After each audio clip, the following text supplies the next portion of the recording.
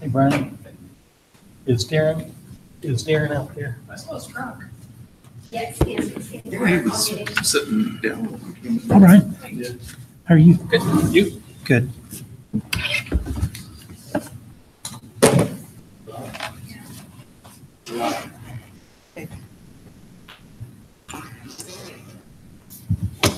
Okay. Well, we will go ahead. I'd like to thank everybody for coming this evening. Before we begin our meeting,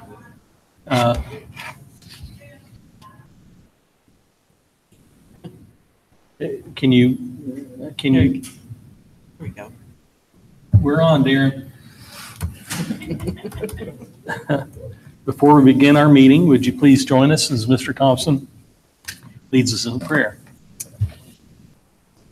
Father, we are grateful for summertime to take breaks to enjoy the weather that you give us. Thank you for all that you do for this corporation, and pray for a good summer break for students and teachers. In Christ's name, amen. Okay, the meeting's called to order. The first item on the agenda is for public or board comments. Anybody from the public can speak on anything that's on the agenda, if you would so like. Okay, seeing none. Then the next item is for the board comments, the music council. I have not met. Okay, athletic council. Okay, legislative council. Did not meet. Superintendent's strategic task force council. There's been no meetings. The strategic plan projects. We are on hiatus for the summer. We'll jumpstart again as soon as we get back in school. Communication committee. We did meet, and we had a video conference with our thought exchange representative and kind of talked about some of the, what am I going to say? Some of the answers and things that people had from our questions that went out, and all those answers will be available. I wish Robin was here because she could tell us, but they will be available for everyone to see the results of the questions and things, probably beginning of school year. So, okay, thank you. Collective bargaining. Did not meet. Okay, Central 9 and RDC, there's nothing new related report on that. We love summer meetings. Next item is on the consent agenda, and we would like to move one item from the consent agenda, the donation to the Mayor's Youth Council for the Unity Park project. We would like to move that from the consent agenda and move it down to item F under action items. So with that having been removed, do I hear any motion on the consent agenda? move to approve. It's been moved to approve. Is there any discussion? Hearing none, all those in favor signify by saying aye. Aye. Opposed? Motion passes. Next item is under superintendent reports, the student innovations, Franklin Education Connection Grant. Mr. Mercer. Mr. Vaught, before you do that, I wanted to bring attention to one of the items on the personnel report. Walt Raines has officially retired, and that appears on the personnel report. And I know I speak on behalf of Dr. Clendenning and all the folks here in Franklin Schools in thanking Walt for an incredible career, both as a dean of students at Franklin Middle School as well as girls basketball coach. Walt's been a great employee of Franklin Community Schools and will be missed. Thank you. Thank you very much.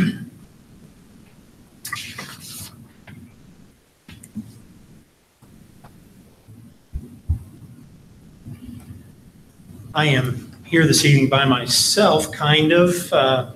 Christy has actually been a part of this committee in addition to myself, and we were going to have at least one other, but Melissa McCain happens to be in Kansas with Dr. Clendenning and Deb Brownelli at the instructional coaches workshop, and so she couldn't be here either, so I'm here tonight to present to you. This is just an update on what's going on. You may recall we've done 10X for teachers, 10X for support staff, and on its way for this fall is 10X for students here at the high school. And so I'm not going to read through the PowerPoint. You are welcome to go through that. You may very well have already done that. But I did want to point out a couple of highlights.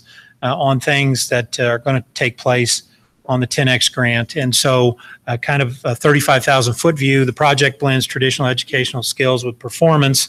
And we're intending to develop an experience in which the kids can really kind of get out of the box and do some very unique and creative things. We were very fortunate to be funded to the tune of $5,000 by the Brannigan Foundation, and those dollars will help support this project for this year. So I wanted to touch on some things that have been done to date. And they've been done by the following folks. As I mentioned, Mrs. Ott has been alongside us from the beginning. Mark Hayden has been a participant. Nancy Bailey and Beth Foraker, both from the high school, have done great work. And then we selected Melissa McCain to join us in early May as the coordinator. So we're very happy to have her on board. She'll be in the building really to assist students every single day. So we created a problem statement. We developed an informational document. We created a job description for the coordinator and teacher mentors, which I'll touch on in a moment. And then we set up an initial timeline for the project. Things that we have yet to do would be to select committee members, especially as it relates to the selection process.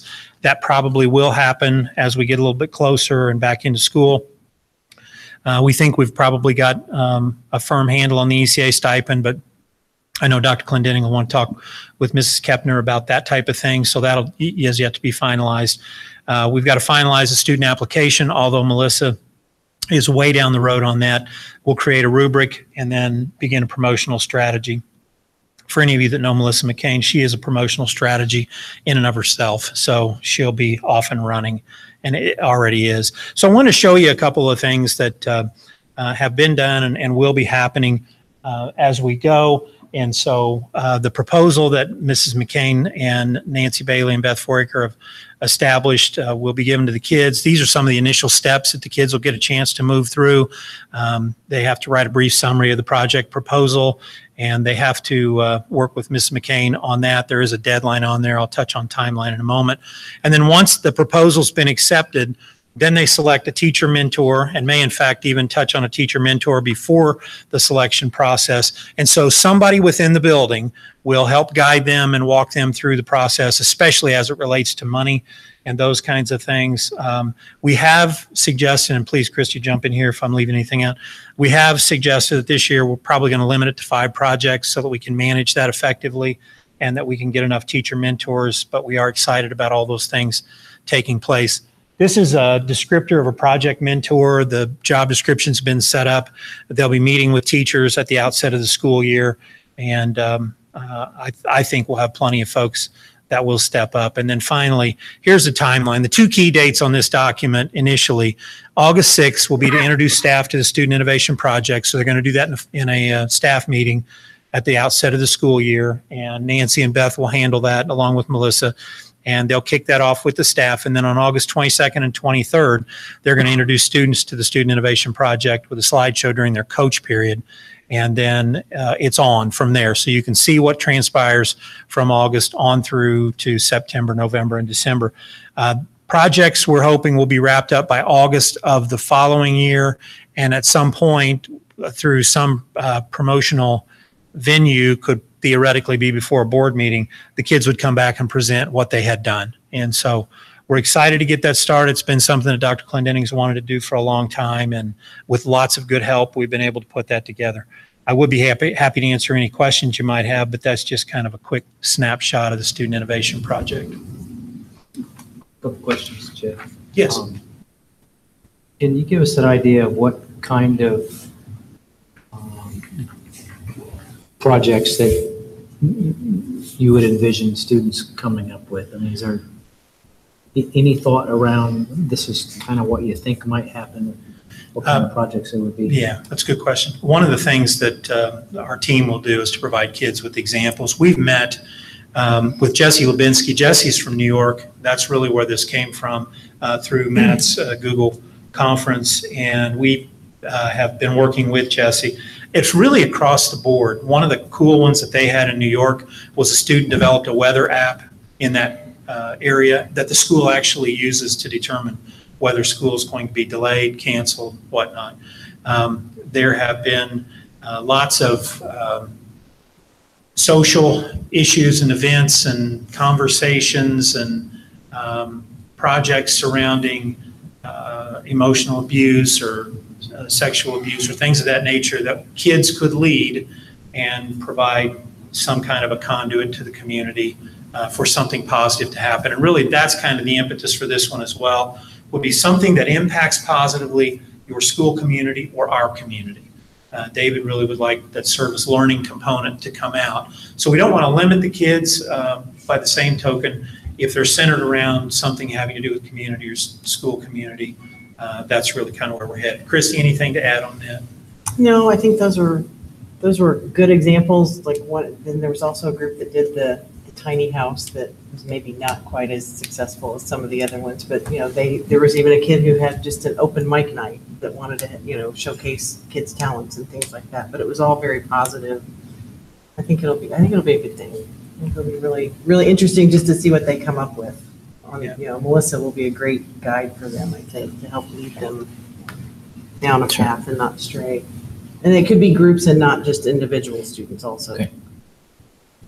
And the second question is in terms of managing the message externally about the good things that are going on. Have we given any thought to how this plays into the overall public relations communication perspective for the corporation? It's certainly been a point of conversation, not just with the Student Innovation Project, but also with 10X at large and a variety of the other things. I can't tell you that there's a strategy in place at the moment, but it's certainly been talked about. Because this is kind of cool, I think. It's very unique. And the third question is, I know there was $5,000 grant. Was that a one-time grant? The way Brannigan works, if the project goes well, there's the possibility of an additional grant. However, in the event that goes away after year one, Dr. Clendenning and I have talked about utilizing innovations dollars as a way to fund this into the future. Okay. Thank you. Any other questions? Okay, thank you, Mr. Mercer. You're up again with the corporation financial report. I think I'm up pretty much. Yes. Just a couple items.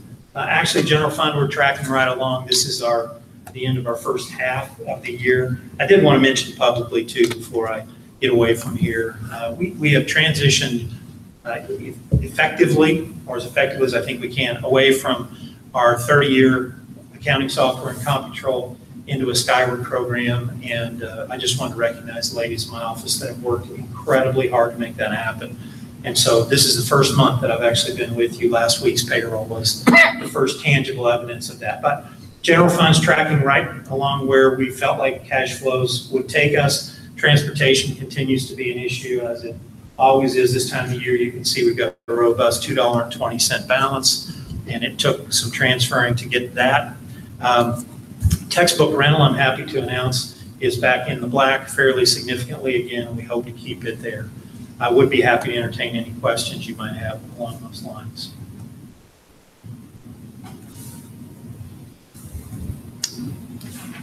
Okay.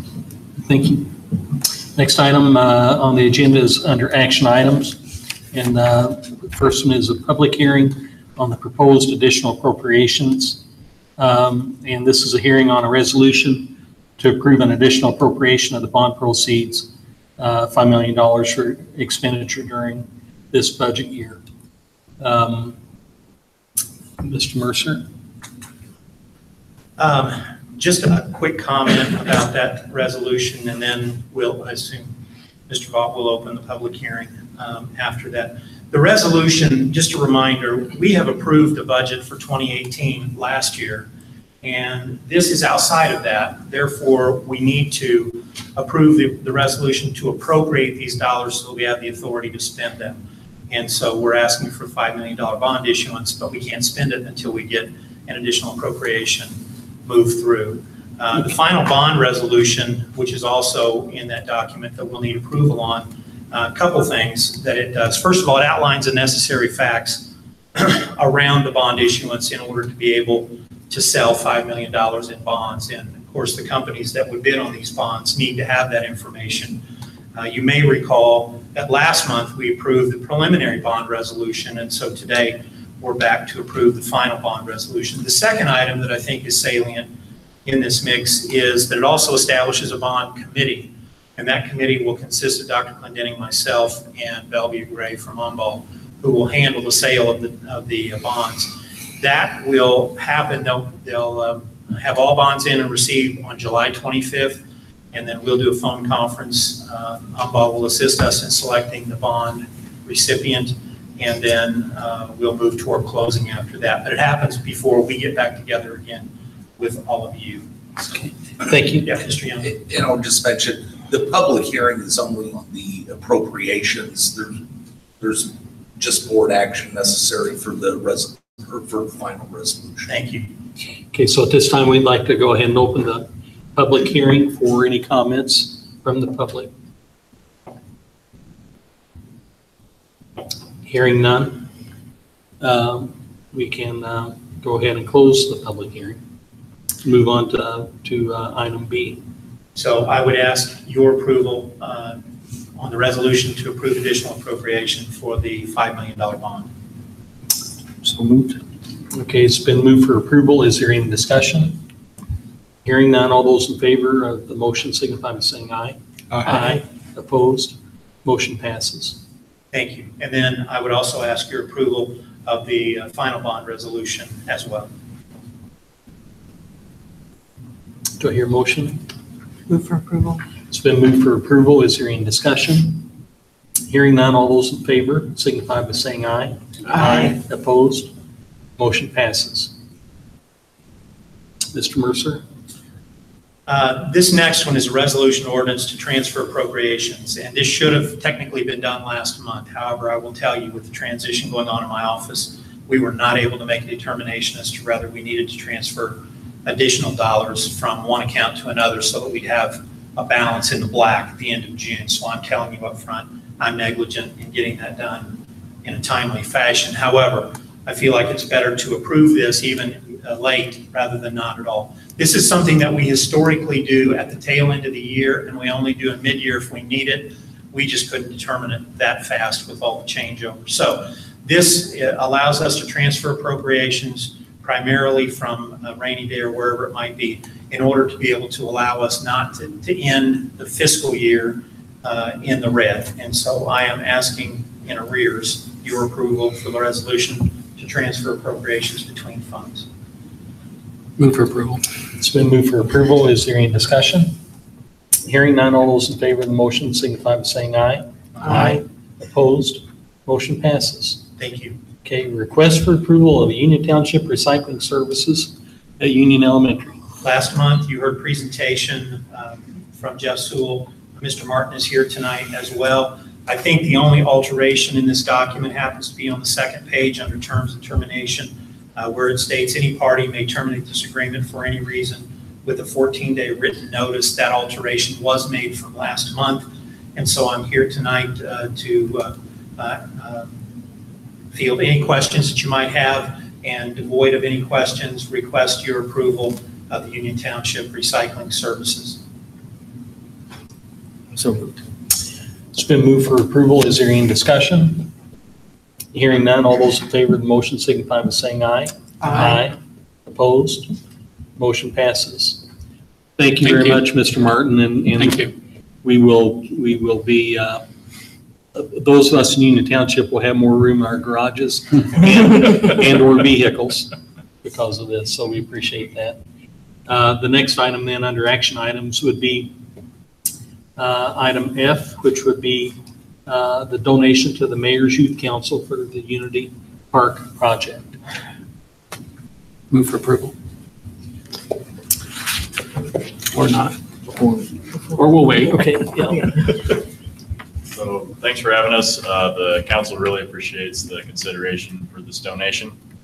So when we started off fundraising, we didn't really have any idea of exactly how difficult it would be. We're a group of students from high school, and we were trying to fundraise a park that's inclusive, so children with mental and ambulatory disabilities can play with their friends who might not have those same disabilities. We thought it would just be an easy path to fundraising, but obviously it was absolutely not. We didn't raise all the funds that we wanted to. The city covered us for the rest of the funds. So far, though, in fundraising, we have about $230,000 of the total $305,000 raised. The rest of it was funded by the city. So the $5,000 from the board to donate would go partially to reimburse the city and also partially to maintain the park for years to come. So the reason why we built the park is just so decades down the road from now, we could look back and say, you know, this is something that we did, and then see children in wheelchairs playing with their friends who aren't in wheelchairs. And then just know that we made that impact. And a lot of the money that would be donated from the board would be going to make sure that the park is still usable in the next couple of years.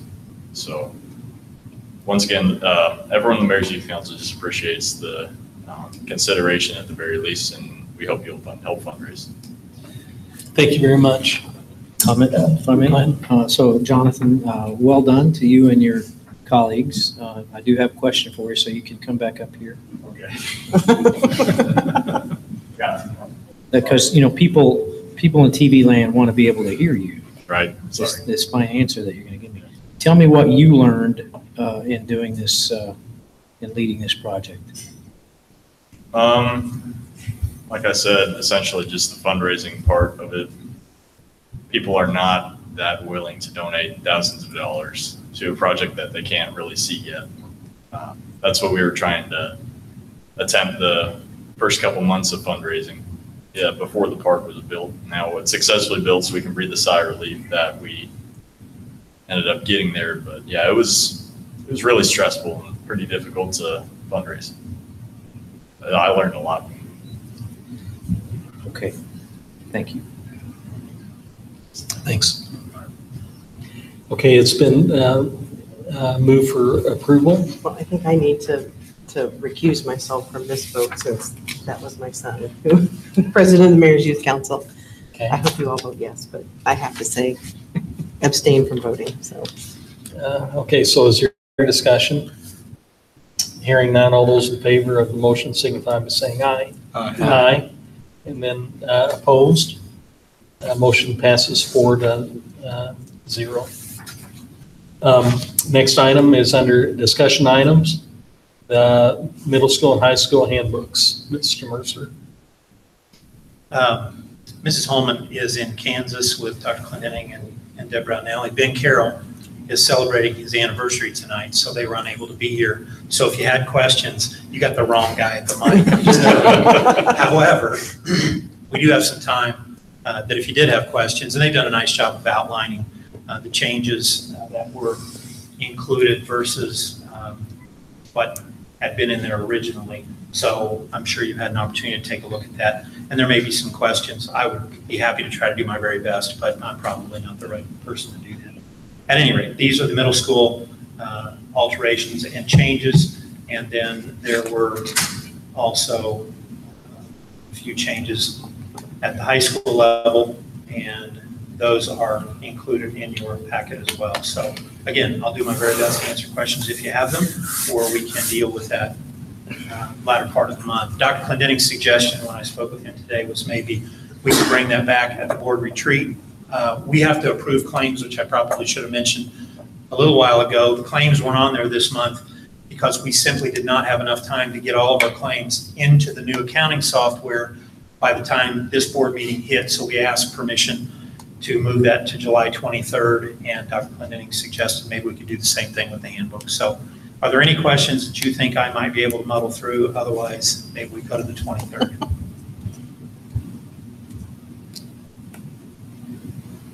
Thank you for giving me a break on that. Thank you. I read it, but Next item is under board and administrative comments. First of all, for the board. I have one comment. I just a note of celebration and congratulations to the Mercer family. It's not every day that a graduate of Franklin Community High School is named a Division I coach. So Jeffrey Mercer Jr. will be the head coach at IU baseball. So even you might Absolutely celebrate an IU baseball game. Yep. So congratulations to you and your family. thank you. Both the success of Jeff and your new little bitty itty grandson. So, He's tiny. So that's a pretty exciting week, though. Thank you very much. Are there any other comments from the board? Okay, so administrative. Just a couple quick updates. Jeff Sewell left this with me. Jeff is in Colorado, by the way, at a workshop, I believe on school safety this week. Has to do with the Eastview Upper Shelbyville Road there at Needham Elementary. I wanted to let you know just a couple things. CenturyLink had difficulty in keeping their portion of the schedule intact, and that will impact the start of school to the degree that the east leg of that roundabout at Needham Elementary will not be open. However, Jeff Sewell and Doug Dickinson have both been out there, and we feel like we've got a plan in place to mitigate that issue with our buses and hopefully with traffic as well. 3 of the 4 legs will be open and available. I don't have an exact confirmation on when that will be completely done, but hopefully not long after school starts. The other item is Mallory Parkway. If you've tried to get into the administration office the normal way, forget it, can't happen. So we've been coming in behind Northwood for some time, but that is on target for the start of school. They've been doing a lot of work, so we think that one's going to be good. And Jeff wanted me to let you know on that as well. Okay, thank you. Next item is under calendar. Just a couple items. First teacher day back will be August the 6th. We'll have get together for everybody on that day and kick the year off to a good start. And then the first student day is August the 8th. We will delay a week on the late arrival, early release day with our PLCs in all the buildings. And so that won't occur until August the 15th. And then Dr. Clendenning wanted me to remind everyone that Coffee with the Superintendent will occur August 22nd. Robin Betts will get that promoted effectively. Okay, thank you. Then announcements. Just a reminder to all of you, the board retreat work session scheduled for July 23rd from 9 a.m. to 3 p.m. We will be at the One Room Schoolhouse on that day, which is the first time I believe we've been there. That'll be a little different. Some challenges for Mr. Sprout, but I'm confident that he and Marie and Doug can help us get that figured out. It should be a good day. Okay, thank you. Okay, public comments. Are there any comments from the public here? Hearing none. Mr. Thompson? Oops, we got one? no, he's working, sorry. Oh. Just to adjourn. He woke up? Well, no, I just thought maybe we're going to stop with that. Move to adjourn. Thank you.